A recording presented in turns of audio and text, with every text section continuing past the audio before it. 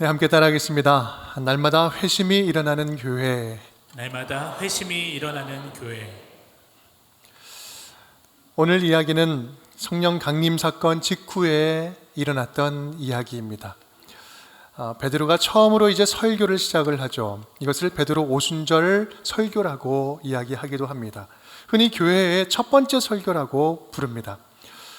이 베드로 설교가 의미 있는 것은 3,000명이 이 설교를 듣고 세례를 받고 예수 믿는 그런 위대한 설교이기 때문이기도 하지만, 무엇보다 이 초대교회가 어떤 말씀 주로 핵심적으로 전했는지, 복음의 선포 내용이 퀘리그마라고 하는데 이 퀘리그마가 무엇인지를 잘 보여주는 설교이기 때문에 참 의미 있게 보게 됩니다. 시골의 어부였던 베드로, 예수님 십자가 앞에서 부인하고 도망쳤던 베드로, 그랬던 베드로가 지금은 대표적인 사도가 되어서 구원의 복음을 선포하고 폭발적인 회심의 새 역사를 이끌고 있습니다. 어떻게 이런 일이 가능했을까요? 그것은 예수님께 3년 동안 귀로만 들었던 하나님 나라를 부활의 복음으로 온전히 해석하고 이해할 수 있었기 때문에 그렇습니다. 예수님의 가르침을 구약 안에서 완전히 해석하고 또 이해하고 나의 자신의 생명과 연결된 진짜 복음으로 이 세상 모든 사람들을 구원할 복음으로 확신했기 때문에 이렇게 전할 수 있는 것이었죠. 그 베드로가 오늘 사람들 앞에 섭니다. 2장 14절 말씀 우리 함께 읽어보겠습니다. 베드로가 11사도와 함께 서서 소리를 높여 이르되, 유대인들과 예루살렘에 사는 모든 사람들아, 이 일을 너희로 알게 할 것이니 내 말에 귀를 기울이다. 아멘, 아멘. 사람들 앞에 섰다라고 이야기합니다. 서서 말한다는 것은 많은 사람들이 집중할 수 있는 자리, 그 연단 위에 올라섰다라는 것을 말하죠. 이 영화로 이 장면을 묘사한다면 이제 다른 데는 다 어둡고 한 곳으로 스포트라이트가 쫙 비춰져서 베드로가 말하는 그런 장면이라 볼 수 있겠죠. 생각해보면 지금 상황은 거기에 모인 유대인 모두가 신비한 체험을 한 직후였습니다. 각자가 난 곳 그 고향의 언어로 각각 다른 방언으로 한 가지 메시지를 듣는 아주 기적을 체험한 자들이 모였어요. 생애 처음 겪는 일이고 경험하는 일이고, 그래서 신기하기도 하고 또 머릿속이 혼란해지기도 하고 영적인 호기심이 극도로 집중되는 때이기도 했습니다. 어떤 이는 새로운 영적인 흐름 앞에 기대가 되기도 하고, 어떤 사람은 굉장히 두렵고 떨림 가운데 있었을 것입니다. 그래서 뭔가가 지금 이 일어나는 상황에 대해서 설명이 필요한 상황이었어요. 그때 베드로가 대중 앞에 나와서 연설하기 시작한 거예요. 연설하려고 연단 위에 올라서죠. 복음을 많은 사람들에게 전할 기회가 찾아온 것입니다. 베드로에게 있어서 그 연단은 복음을 전할 수 있는 복음의 플랫폼이 되었습니다. 플랫폼, 여러분 많이 들어보셨죠? 플랫폼은 직역하면 기차역의 승강장 같은 건데, 이렇습니다. 생산자와 소비자가 서로 원하는 가치를 거래할 수 있는 매개체 역할을 할 수 있는 시간과 공간과 환경을 이야기합니다. 쉽게 말하면 수요자와 공급자가 원활히 소통할 수 있는 장을 우리 플랫폼이라고 이야기하죠. 여러분, 근데 여기서 플랫폼이라고 하는 의미가 무엇일까요? 복음의 수요자와 복음의 공급자가 원활하게 소통할 수 있는 장이 열렸다라는 말씀이에요. 지금 그 자리에 있던 모두는 함께 신비를 경험한 자들이었습니다. 영적인 호기심과 영적인 니드가 생겼어요. 지금 우리가 함께 경험한 이 사건은 알아도 되고 몰라도 되는 그런 사건이 아니라 반드시 알아야만 하는 어떤 큰 일이라는 사실을 거기 있는 사람들은 직감할 수 있었기 때문에 그렇습니다. 베드로는 그 순간 타이밍을 놓치지 않고 연단이라는 플랫폼을 적극적으로 이용합니다. 우리가 복음에 깨어 있어야 할 이유가 바로 여기에 있습니다. 우리의 신앙이 교회 안에 머무는 신앙이 아니라 매일매일 삶의 현장 속에서 신앙인으로 살아야 할 필요가 바로 여기에 있는 거예요. 여러분, 우리는요, 크리스찬으로 살다 보면 가끔씩 우리에게 복음을 전할 기회가 찾아옵니다. 솔직히 그렇지 않습니까? 주변에 있는 우리 비신자들, 불신자 여러분들 많이 있는데 그분들이 복음을 마냥 막 거부만 하지 않아요. 겉으로는 밀어내는 듯 하지만 속으로는 또 때로는 궁금해하기도 합니다. 자존심 때문에 물어보지는 않지만 어떨 땐요, 귀를 쫑긋하고 무슨 일을 하는지, 어떤 이야기가 있는지 귀를 쫑긋하고 귀 기울일 때도 있어요. 우리는 그때를 놓쳐서는 안 됩니다. 그래서 베드로는 베드로가 쓴 서신서 베드로전서에서 이렇게 이야기를 하고 있습니다. 우리 함께 읽어보겠습니다. 너희 마음에 그리스도를 주로 삼아 거룩하게 하고 너희 속에 있는 소망에 관한 이유를 묻는 자에게는 대답할 것을 항상 준비하되 온유와 두려움으로 하고. 아멘. 너희 속에 있는 소망을 보면서 물어보는 자에게 전할 수 있는 이 복음을 항상 준비하라. 대답할 것을 준비하라 라는 거죠. 이 베드로는 지금 이 순간이 결코 놓쳐서는 안 되는, 놓치지 말아야 할 복음 전할 절호의 찬스임을 알았습니다. 그리고 그 연단, 우리 플랫폼 위에 올라서서 복음을 전하기 시작합니다. 여러분, 그렇습니다. 저와 여러분은요, 복음을 맡은 자로서 우리 주변의 다양한 플랫폼을 복음 전하는 장으로 잘 지혜롭게 활용할 필요가 있습니다. 잘 지혜롭게 이용할 수 있어야 돼요. 우리의 삶의 현장은 물론이거니와 선교 현장은 특히 더 그렇습니다. 우리가 누군가에게 복음을 전하려 할 때는 그들의 언어와 문화, 그들에게 익숙한 전통 속에 있는 다양한 플랫폼들을 잘 이용해야 됩니다. 세상에 많은 방법들이 복음의 매개체가 될 수가 있어요. 그래서 선교학에서는 이 문화 인류학적인 접근이 아주 중요하다고 강조를 많이 합니다. 선교 대상자들의 문화와 전통도 존중을 하면서 다양한 방법으로 그들 안에 있는 다양한 매개체로 복음을 느끼게 하고 전달하는 거죠. 이것이 하나님의 선교에서 아주 매우 중요한 방법론이 되는 것입니다. 그런데 우리는 오해하고 실수할 때가 좀 있습니다. 선교를 교회 중심적으로 생각하게 되면 우리는 이렇게 생각하죠. 우리가 가지고 있는 그 무엇, 우리는 뭔가를 베풀어 주는 사람, 그렇게 가진 자로서 뭔가를 주고 베푸는 것으로 생각하기 쉽습니다. 여러분, 그러면은요, 선교는 100% 실수합니다. 우리가 하나님께로부터 은혜를 받은 시혜자라는 생각이 아니라 누군가에게 수혜자라는 생각을 안 하고 시혜자라고 생각을 하면 실수해요. 다양한 선교 방식을 이해하지 못할 때가 많습니다. 우리가 선교의 주체가 되는 순간 이렇게 생각하는 거예요. 이것이 무슨 선교냐? 왜 이렇게 선교하냐? 아니, 다른 방식, 더 좋은 방식이 있는데 왜 이렇게 하느냐? 따지고 판단하면서 선교 현장에 있는 사람들에게 후원을 할지 말지를 막 결정을 합니다. 여러분, 예를 들면 노방전도가 쉽게 우리나라처럼 가능한 나라도 있지만 노방전도 불가능한 나라도 있어요. 성경을 우리가 이렇게 줘도 되는 나라도 있지만 많은 나라들이요, 현지인이 성경을 갖는 순간 직결 심판으로 총살을 당한 나라도 수두룩합니다. 많아요. 여러분, 사실 선교지는 우리는 상상도 하지 못할 다른 환경입니다. 우리가 여러 가지 이야기를 여기저기서 듣지만 현지는 우리가 전혀 알지 못해요. 잘 몰라요. 현장에서는 다양한 플랫폼, 복음을 전할 다양한 플랫폼이 필요한 거예요. 지난주에 함께 말씀을 나눈 성경 번역 선교회의 소속 선교사님들도 그렇습니다. 이게 굉장히 광범위한 선교를 함께 진행을 하는 거예요. 연합으로 진행을 합니다. 그런데요, 한국 나와 있어서 이제 한국에서 선교를 하시죠. 근데 한국 나와 있으면 그게 무슨 선교냐고. 선교는 지금 해외 나가서 열심히 교회 세우고 막 그 전도하고 해야 되는데 여기서 그런 거 안 한다고. 그렇게 가끔씩 말하시는 분들이 있는데요. 여러분, 그것은 선교를 너무 몰라서 하시는 말씀이에요. 모르고 하시는 말씀이에요. 하나님이 하시는 선교에 우리가 작은 부분이고 도구로 쓰임받는다고 생각하면 최선을 다해서 하나님이 하시는 일에 우리가 함께 기도하면서 연합해야 되는 거예요. 연합하기를 힘써야 되는 거죠. 물론 그 기준에 있어서는 성령이 이끄시는 그 공동체의 질서에 따라 함께 기도하고 함께 연합하고 함께 결정해 나가는 겁니다. 이 베트남처럼 현지인 교회를 세울 수 없는 공산국가에서는요, 스포츠를 통해서 도제교육하는 방식으로 복음을 전하기도 합니다. 지난주에 우리 베트남에서 축구 선교하는 한 선교사님을 만나게 되었는데요. 이 한국과 그러한 아주 속 깊은 면밀한 그런 소통이 좀 불가능하다 보니까 계속해서 후원하는 것이 끊기기도 하고 사역을 지속하기가 참 많이 힘들다는 이야기를 들었습니다. 여러분, 우리 교회는요, 그런 선교의 사각지대에 있는 분들을 조금씩 돕는 일을 했으면 좋겠어요. 그렇게 상황과 현지에 맞는 플랫폼을 잘 활용하는 것이 하나님의 선교에 있어서 부름받고 동참하는 선교의 모습인 것입니다. 여러분, 또한 선교지뿐만 아니라 우리 일상 가운데서도 복음의 플랫폼도 다양하게 존재하고 있습니다. 지금 우리가 하고 있는 전문적인 일, 여러분 집 하고 있는 지금 그 일, 전문적인 사역, 일, 직장, 여러분 지금 있는 그곳이 하나의 복음 전하는 플랫폼이 될 수 있지 않겠습니까?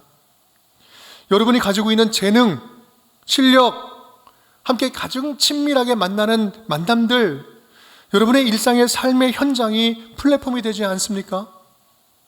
우리가 복음의 진리 안에서 자유를 누리면서 살아가고 있다면 다양한 삶의 플랫폼을 통해서 적극적으로 복음을 나누고 전할 책임이 우리에게 있는 거 아니겠습니까?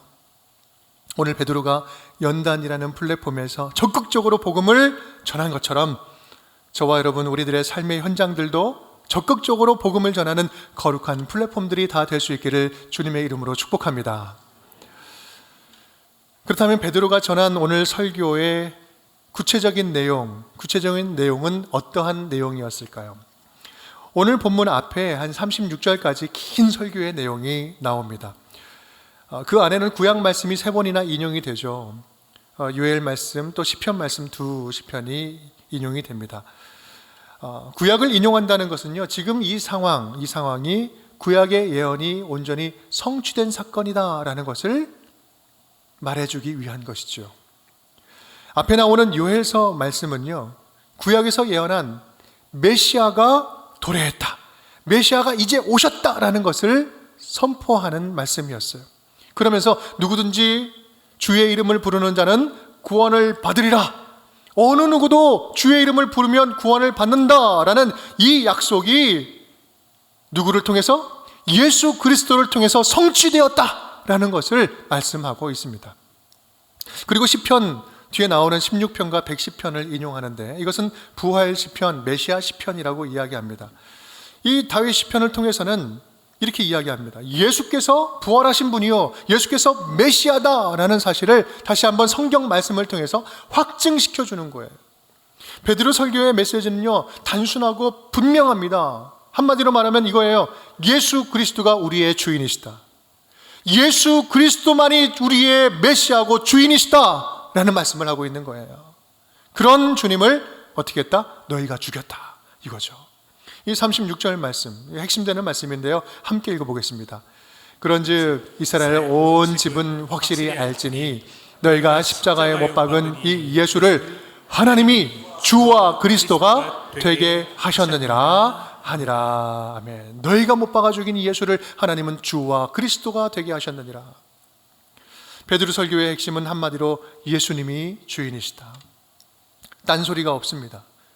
설교의 내용, 다른 내용이 없어요. 여러분 앞서 말씀드렸잖아요. 지금 이 사람들 모인 이유가 뭐예요? 신비한 체험을 했다니까요. 기적을 경험했다니까요. 성령의 역사가 일어났다니까요. 방언의 신비한 체험을 합니다. 기적과 같은 성령 임재를 합니다. 그런데 여러분 보십시오. 그 현상에 대해서는 아무 말도 하지 않고 있어요. 교회의 부흥, 매력적인 교회의 어떤 프로그램, 교회의 자랑, 앞으로 함께 하게 되면 하게 될 여러 가지 일들, 여러분 그 아니에요. 모든 약속을 성취하신 분이 오셨는데 그분은 예수 그리스도시다. 그 예수를 주인으로 모시면 우리는 부활의 생명을 얻어 영생을 얻게 될 것이다, 이 말씀이에요. 부활의 복음, 예수 그리스도의 복음만 전하는 거예요. 왜 그렇습니까? 방황하는 영혼들에게 필요한 것은 단 하나, 영혼의 주인이신 예수 그리스도를 알려주고 만나게 하는 것, 그래서 인생의 방향을 다시 한번 예수님께로 향하게 하는 것, 여러분 그게 전부였기 때문에 그렇습니다. 베드로는 물론이고 초대교회 모든 교회 사역들 선포한 내용들, 여러분 그것은 단 한 군데만을 향하고 있습니다. 바로 예수 그리스도. 한 군데만 향하고 있어요. 그것이 바로 회심이라는 거예요. 회심. 예수 그리스도를 알고 믿고 방향 전환을 하게 하는 거예요. 예수님을 구주로 믿게 하는 거예요. 그래서 초대교회는요, 날마다 회심이 일어나는 교회였습니다. 회심이라는 거, 여러분 회개와 믿음을 통해서 일어나는 우리 심령의 방향 전환이라고 하죠. 유턴입니다. 유턴. 새로운 삶이 시작되는 초대교회의 모습은 모두가 이 회심을 향해 있었습니다. 예수 그리스도를 선포하고 나타내므로 날마다 회심이 일어나는 교회가 되는 것, 여러분 이것이 바로 우리 교회가 추구하고 있는 교회의 본질입니다. 올해는요, 2024년도는 굉장히 한국 기독교회에 있어서 굉장히 의미 있는 해입니다. 왜냐하면 가장 큰 국제적인 선교 대회인 로잔 대회가 우리 한국에서 개최가 됩니다. 제4차 로잔 대회가 우리 한국에서 일어나요. 전 세계에 흩어져 있던 선교사님들, 수많은 선교사님들이 모이고 세계 모든 기독교의 영적인 지도자들이 한 곳에 다 모입니다. 그래서 우리 교회, 우리 전체 모든 교회가 함께 나아가야 할 선교를 다시 한번 재정립하고 기획하는 그런 시간을 가져요.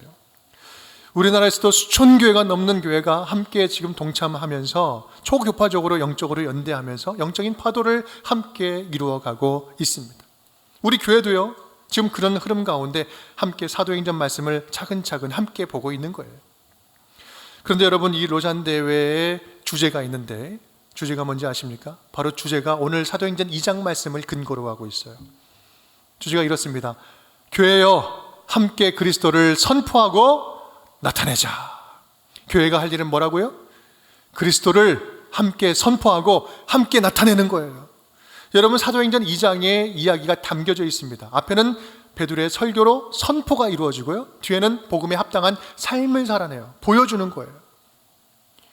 여러분, 교회 안에 회심의 역사가 사라지면, 예수를 드러내고 예수로 변화되게 하는 이 회심의 역사가 사라지면 그거는 교회일 수도 없고, 그런 교회에 다니는 성도는 성도일 수가 없습니다. 그 본질적인 회심 사역, 예수를 알리는 사역, 이것을 회복하는 선교적인 교회들이 되자라는 말씀이죠. 여러분, 우리 교회가 올해 복음이 춤추는 교회잖아요. 예수 그리스도의 복음으로 춤추는 교회가 되는 이 추구하는 모습도 날마다 회심이 일어나는 교회를 말하는 것입니다. 왜 그럴까요? 우리 운정교회는 물이 끊어지지 않는 샘물과 같은 교회를 꿈꾸고 있기 때문에 그렇습니다. 계속해서 우리 안에 회심의 역사가 일어나지 않는다면 그것은 고인물과 같은 교회가 아니겠습니까? 그런 면에서 회심은 교회 밖에 있는 불신자들에게만 일어나는 것이 아니라 교회 안에서도 계속해서 일어나야 합니다. 우리 교회 안에서도 회심이 일어나야 돼요. 여러분, 오늘 성경에서 말하는 회심의 대상이 누구라고 생각하십니까? 우리는 회심하면 불신자들의 회심만 생각하기 쉬운데 여러분, 그건 결코 절대로 그렇지 않습니다. 우리 교회 안에도 회심이 필요한 자가 많다는 사실을 우리는 분명히 기억해야 합니다. 오늘 그 현장에 있던 사람들이 어떤 사람들이었죠? 지금 설교 듣는 사람이 누굽니까? 흩어진 유대인들이었어요. 앞에 경건한 유대인이라고 표현을 합니다. 하나님을 잘 알고 믿고 있는 사람들이었어요. 베드로가 성경을 인용해서 말할 때 그 말씀이 무슨 말인지 딱 듣는 순간 무슨 말인지 알았던 사람들이에요. 성경도 잘 아는 사람들이었습니다. 여러분, 이게 무슨 말이에요?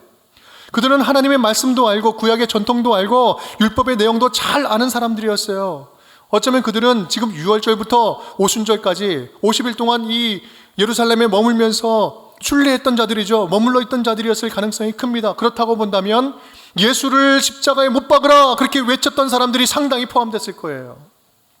하나님의 율법에는 익숙하고 형식은 잘 따랐지만, 예배는 잘 드린다고 했지만 그들의 삶은 하나님의 뜻과는 전혀 멀리 떨어져 있는 종교인, 철저하게 자기중심적인 종교인이었을 뿐입니다. 지금 회심의 대상은요, 우리를 구원하러 오신 예수 그리스도를 주인으로 모시기를 거부하는 자기중심적인 종교생활로 만족하는, 지금으로 따지고 보면 예수 없이 살아가는 기존 신자들을 이야기하고 있는 거예요. 교회에 빠지지 않고 잘 다니고 있지만 형식적인 종교인에 가깝고, 열심히 뭔가를 섬긴다고를 하지만 나에게 손해보는 일이 생기면 그때부터는 절대로 손도 안 대는 이기적인 우리 그리스도인. 예수를 열심히 믿는다고는 하지만 결정적인 순간, 선택해야 될 순간에는 기도고 뭐고 자기 마음대로 결정해버리는, 경건한 겉모습은 있는데 속은 텅텅 빈 속빈 크리스찬. 예수 없이 살아가는 종교인들이여, 예수를 주인으로 모시지 않고 살아가는 종교인들이여, 예수를 삶의 주인으로 다시 모시자. 삶의 주인자를 예수님께 드리고 예수님께 묻고 구하면서 예수를 닮아가면서 예수 안에 있는 부활의 능력을 힘며 제발 하나님의 자녀답게 살아가자. 예수를 드러내면서 살아가자. 여러분, 우리는 크리스찬으로 살면서 어떤 마음으로 주의 일에 헌신하고 있습니까? 주의 일을 하면서 우리의 마음에 예수님의 숨결과 체온을 느끼지 못하고 있지는 않습니까? 그렇다면 그 모습이 바로 우리가 회심해야 할 모습입니다. 뭔가를 열심히 하는데 신앙생활에 더 이상 감동도 없고, 말씀을 들어도 말씀이 들어오지도 않고, 찬양을 해도 기쁘지 않고, 무슨 일을 해도 기대가 없고, 헌신할수록 지쳐만 간다면, 여러분 지금 이때가 모든 것 다 멈추고 다시 예수로 채워지는 회심이 필요한 순간 아니겠습니까? 간절히 바라기는 우리 모두의 믿음이 날마다 회심하는 믿음이 되었으면 좋겠습니다. 예수 안에 있는 믿음은 샘물 같은 은혜와 감사와 찬송이 넘치는 은혜예요. 그 믿음이 회복되었으면 좋겠습니다. 그래서 날마다 새롭고 또 새로운 구원에 대한 기쁨과 감격이 가득 차고 넘치는 우리 운정의 모든 가족 식구들이 될 수 있기를 주님의 이름으로 축복합니다. 오늘 본문 말씀은 이 설교 말씀을 들은 사람들의 반응의 이야기입니다. 37절 말씀 우리 함께 읽어보겠습니다. 그들이 이 말을 듣고 마음에 찔려 베드로와 다른 사도들에게 물어 이르되 형제들아 우리가 어찌할꼬 하거늘. 마음에 찔림이 왔어요. 그리고 물어봅니다. 우리가 어찌할꼬. 바위 같던 그들의 강팍한 마음에 복음의 칼이 쫙 꽂혀지기 시작하니 쪼개지기 시작합니다. 딱딱한 바위에 금이 가기 시작하니 그 사이로 빛이 들어가서 회개의 역사가 일어나기 시작하는 거예요. 그때 베드로가 즉각적으로 방법을 제시하죠. 우리가 어찌할꼬 할 때 바로 베드로는 대답을 합니다. 베드로는 이미 모든 회심을 위한 프로세싱을 다 마음속에 가지고 있었던 것 같아요. 38절 우리 함께 읽겠습니다. 베드로가 이르되 너희가 회개하여 각각 예수 그리스도의 이름으로 세례를 받고 죄사함을 받아라. 그리하면 성령의 선물을 받으리니. 아멘. 회개해라 그리고 세례 받아라. 이 두 가지를 요청합니다. 여기서 회개하라라는 말은 너 이제 내려와, 주인 자리에서 내려오고 주인 자리를 예수님께 다시 한번 드려라는 이야기예요. 회개해라. 두 번째, 세례를 받으라라는 말을 합니다. 다른 말 할 것도 많이 있을 것 같은데 왜 이렇게 세례를 받으라는 말을 여기서 강조하고 있을까? 회심하는 자에게. 여러분, 세례 받으라는 말은요, 너의 거듭난 믿음을 공동체를 통해서 확증해라. 공동체를 통해서 확증하라라는 말씀입니다. 진정한 믿음은 개인적인 회심으로 끝날 문제가 아니라는 거예요. 공동체적인 고백과 선포로 확증되고 그 안에서 우리의 믿음이 보존되고 성장하고 자라갈 수 있다라는 말씀입니다. 그 공동체 안에 보존되고 자라가야만 하기 때문에 그렇습니다. 건강한 믿음과 신앙의 성장은 공동체를 통해서만 가능하기 때문에 그렇습니다. 이제 성령께서는 그 공동체를 통해서 회심한 자들을 새 삶을 살도록 인도해 가실 것입니다. 여러분, 이 말을 받은 사람들의 반응이 어땠을까요? 41절 42절입니다. 우리 함께 읽겠습니다. 그 말을 받은 사람들은 세례를 받음에 이날의 신도의 수가 3,000이나 더하더라. 그들이 사도의 가르침을 받아 서로 교제하고 떡을 떼며 오로지 기도하기를 힘쓰니라. 아멘. 그 사람들이 세례를 받아요. 3,000명이 넘습니다. 그리고 새로운 일에 힘쓰기 시작합니다. 여러분, 놀라운 결과죠. 한 번 설교했는데 3,000명이 세례받고 예수를 영접해요. 여러분, 이 모든 일이 가능한 것이 이유가 무엇입니까? 오순절 성령께서 강림하심으로 말미암아 역동적인 능력을 사도들과 초대교회 성도들에게 부어주셨기 때문에 그래요. 그런데 그 부어준 것은 그들에게만 부어준 것이 아니라 그 자리에서 성령의 능력을 이제 막 회심한 사람들도 받기 시작하는 거예요. 흘러넘치는 그 성령의 능력을 함께 받습니다. 그리고 그들도 새로운 일을 하기 시작해요. 42절 다시 한번 읽어볼까요? 그들이 사도의 가르침을 받아 서로 교제하고 떡을 떼며 오로지 기도하기를 힘쓰니라. 아멘. 여러분, 지금 그들이 누구예요? 회심한 사람들이에요. 회심한 사람들이 열심히 힘내기 시작합니다. 여러분, 회심하면 예전에는 전혀 힘쓰지 않던 일에 힘을 쓰기 시작해요. 예전에는 나 자신만을 위해서 열심히 힘쓰면서 살았다면 이제는 다른 가치, 참된 가치, 하늘의 가치를 위해서 힘쓰기 시작합니다. 여러분, 우리도 그렇잖아요. 예수로 충만해지고 예수의 기쁨이 넘치면요, 더 사모해요. 더 충만해지기를 원합니다. 더 기도하죠. 더 말씀 보기 힘씁니다. 안 나가던 새벽 기도도 나가고 매일매일 찬송도 들어요. 시키지 않아도 자연스럽게 영적인 일들 사모하면서 더 많이 합니다. 힘쓰죠. 그런데 신기한 것은 힘을 열심히 더 예전보다 더 시간도 많이 내고 힘쓰고 있는데 힘들지가 않아요. 신기한 거죠. 힘쓰는데 힘들지 않고 행복합니다. 전보다 더 잠도 좀 덜 자는 것 같고 더 많은 일을 하는데 이게 지치지가 않아요. 기쁘게 감당하게 되는 거죠. 여러분, 오늘 회심한 자들도 그렇습니다. 새 일에 힘쓰기 시작하는 거예요. 힘쓰는데 지치지 않아요. 멈추지 않아요. 기쁨이 넘칩니다. 오늘 뒤에 말씀을 보면, 오늘 본문의 말씀 보면 그들이 힘쓴 세 가지가 나옵니다. 우리 함께 따라해 볼까요? 첫 번째입니다. 사도들의 가르침을 받는 일에 힘씁니다. 가르침을 받는 일에 힘씁니다. 네, 첫 번째 힘쓴 건요, 사도들의 가르침을 받는 것을 힘써요. 배우는 일에 힘썼다는 거죠. 그들은 회심에 머물러 있지 않았습니다. 회심은 일종의 믿음의 새로운 탄생과 같은 거죠. 이 믿음은 탄생만 하면 안 됩니다. 계속해서 자라가야 하는 거죠. 그들은 사도 곁에 떠나지 않고 머물면서 하나님의 말씀, 하나님 나라에 대해서 계속해서 배우기를 힘씁니다. 예수님을 사모하죠. 그러니까 배우는 일이 너무나 기쁘죠. 예수님을 따르는 믿음은 한 번 믿었다고 끝나는 믿음이 아닙니다. 회심은 구원의 완성이 아니라 구원의 시작이기 때문에 그렇습니다. 우리 운정의 식구들도 올해 주님을 더욱더 깊이 알아가고 복음을 더욱더 깊이 알아가는 이 배움의 기쁨을 누리는 한 해가 될 수 있기를 간절히 바랍니다. 예수님 만날 때까지 주님 그 가르침을 받는 일에 헌신하고 수고할 수 있기를 간절히 바랍니다. 두 번째입니다. 함께 읽겠습니다. 서로 교제하고 떡을 떼는 일에 힘씁니다. 두 번째 힘쓰는데요, 이제는 서로 교제하고 떡을 떼는 일에 힘써요. 여러분, 우리는요, 하나님을 아버지로 고백하기 시작하면, 아버지라고 부르는 순간 그때부터 우리 옆에 있는 사람들이 달리 보이기 시작해요. 무슨 말씀이에요? 나만 아버지가 아니라 저 사람도 아버지라고 부르면 우리는 뭐예요? 영적인 형제 자매가 되기 때문에 그렇습니다. 그러니까 전에는요, 나만 알던 사람들이 나 혼자 먹던 사람이 나눠 먹기 시작하는 거예요. 더불어 먹는 거예요. 함께 교제하면서 떡을 뗀다. 같이 예배 드리는 거죠. 교제하는 거예요. 그리고 서로를 돌봐주는 겁니다. 예수를 모시고 살면 영적인 한 가족이다, 우린 영적인 가족입니다라는 결속력이 생기지 않을 수 없다라는 거예요. 영적인 결속력이 생길 수밖에 없다라는 겁니다. 만약에 여러분 교회 지금 다니는 교회 안에서 내가 영적인 한 가족이라는 결속력이 느껴지지 않는다면 여러분, 이거는 무엇인가 문제가 심각한 거예요. 우리의 신앙이 심각하든지 교회가 심각하든지 뭐가 심각한 겁니다.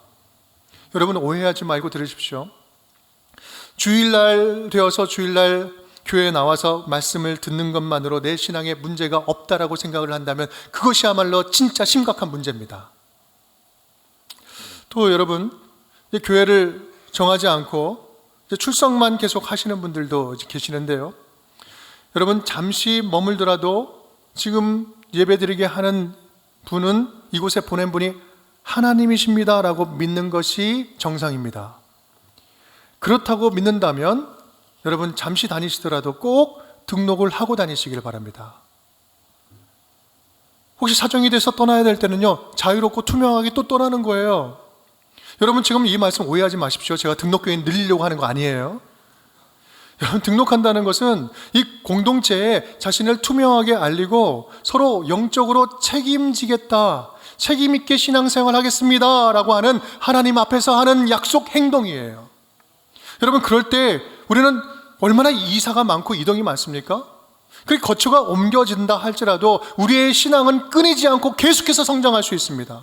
아니면요, 신앙은 계속해서 끊겨요. 계속해서 손님입니다. 아니요. 왜 그렇습니까? 모든 교회가 하나님의 교회인데요. 그러니 우리는 마땅히 숨을 필요가 없어요. 당당하게 자유롭게 우리 한 식구로 주님 보내주신 이때는 하나님이 묶어주신 가족입니다라는 생각으로 신앙생활하는 겁니다. 이것이 중요한 거예요. 여러분, 세 번째, 그들이 힘쓴 겁니다. 함께 읽겠습니다. 오로지 기도하기를 힘씁니다. 기도하는데 힘썼다는 거죠. 우리의 신앙이 신앙되게 하는 분은 성령님이십니다. 공동체를 가족처럼 여기게 하는, 마음 들게 하시는 분도 성령님이시죠. 회심한 성도는 이제부터 성령님의 인도함을 의존하면서 살아가는 자들이에요. 성령님의 지도를 따라 인도하심 따라 살아가는 자들이죠. 그 방식이 바로 새 삶을 살아가는 방식입니다. 그래서 갈라디아서 5장 16절은 이렇게 이야기를 합니다. 함께 읽어볼까요? 내가 이르노니 너희는 성령을 따라 행하라. 그리하면 육체의 욕심을 이루지 아니하리라. 아멘. 예전에는 육체의 욕심에 따라 살아갔던 자녀라면 이제는 성령께서 인도하시는 삶을 살아가라. 그런데 이 삶은 어떻게 할 때 가능해요? 기도만이 가능해요. 우리는 기도할 때 나의 가장 좋은 생각보다 더 좋은 생각이 언제나 성령님 안에 있다는 것을 알게 됩니다. 기도하지 않을 때는 내 생각이 진짜 맞는 것 같거든요. 그런데 기도하고 나면 하나님이 더 좋은 생각을 가지고 계심을 알려주시잖아요. 여러분, 이건 기도한 자만이 알 수 있는 거잖아요. 그 사실을 알면요, 기도는 편해지고 쉬워집니다. 오늘 회심한 사람들도 이제 기도로 새 삶을 열기 시작합니다. 기도하자라고 하니까 또 뭐라고 기도해야 되나, 다른 사람은 어떻게 보나 부담스러운 기도가 아니라 가장 자연스럽고 편안하고 자발적으로 하나님과 행복한 소통을 하는 것이고 영적으로 숨쉬는 호흡이요, 기도의 중심으로 살게 된다라는 말씀이죠. 그럴 때 여러분, 그들에게 전에 없었던 새로운 삶이 펼쳐지게 됩니다. 사도행전에서 가장 유명한 본문 말씀이기도 해요. 43절, 47절 우리 함께 읽어보겠습니다.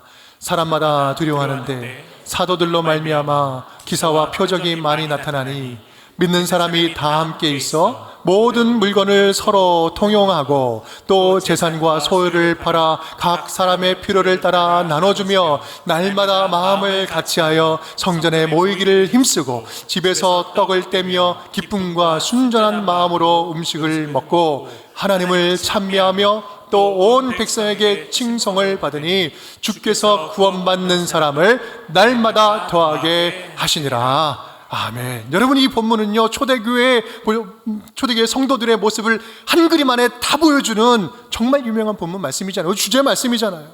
그런데 거두절미하고 여러분, 이런 성도들의 모습을 통해서 주님이 어떻게 일하십니까? 주님이 어떻게 일하세요?